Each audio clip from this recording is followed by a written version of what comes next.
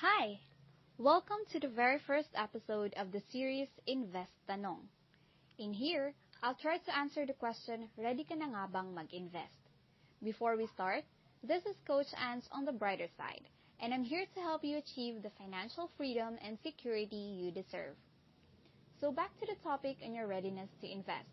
I'm sure most of us here are dreaming talagang magkaroon ng investment, right? Sino ba naman ang may ayaw dumami ang pera? But have you asked yourself kung ready ka na nga ba talaga to invest? How will you know if you are one? To answer that, here are 4 questions I compiled that you need to answer yes first before you can consider yourself ready for investing. Take note, pag first question pa lang, no ka na, I suggest to take my advice mamaya para maging yes na ang sagot mo doon. Kumbaga, bawal ka lumaktaw ng question na sasagutin mo ng yes. Dapat, sunod-sunod mo na nasasatisfy ang questions na babanggitin ko. Bawal mag-skip. Later on, it will make sense why questions should not be answered with a no. Okay? So, question number 1.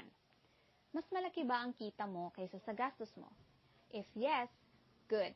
You may answer the next question. But if no, I suggest na i-improve mo na muna yung cash flow mo through proper budgeting. You could either minimize your spending or increase your source of income. To know more about these, no worries because I got you covered. I'll give you tips on this on my next upload, so stay tuned for that. Next, wala ka bang utang? If yes ulit ang sagot mo, congratulations! You can now proceed to question number 3. But if no ang sagot mo, bayaran mo na muna. Kung marami yan, pay it one at a time. Unahin mo yung utang mo na hindi naman ganun kalaki para every time nakakabayad ka, magkakaroon ka ng sense of fulfillment and mabibuild mo ang momentum mo to pay it all off. Once okay ka na dito, let's proceed sa question number 3. May emergency fund ka ba? Before anything else, ano nga ba tong emergency fund na to? Ang emergency fund ay yung pera na naipon mo para gamitin in case of emergency. Ideally, 3 to 6 months ng salary mo ang dapat na amount na itabi mo for emergency fund. Why? Kasi if, for example, natanggal ka sa trabaho, statistics say na the average months it takes for a Filipino worker to find a new job or source of income is at least 3 to 6 months. So it's safe to save up ng ganung amount to cover the expenses of you and your family. So if you have an emergency fund na, let's go to the last question. Is your life insured? Are you protected? Emphasis on the life ha. Not car, not house, but life. Your life. Now, bakit to importante? Kasi once may mangyari sa'yo, either accident man yan, ma-hospital ka, magkaroon ng malubhang sakit, or knock on wood, sudden death, malaking pera kakailanganin mo. Or worse, mauubos lahat ng ipon mo at possibly pati ng family mo. There are other cases na getting life insurance is a must for you. I'll discuss more of this soon, so you better watch out for that.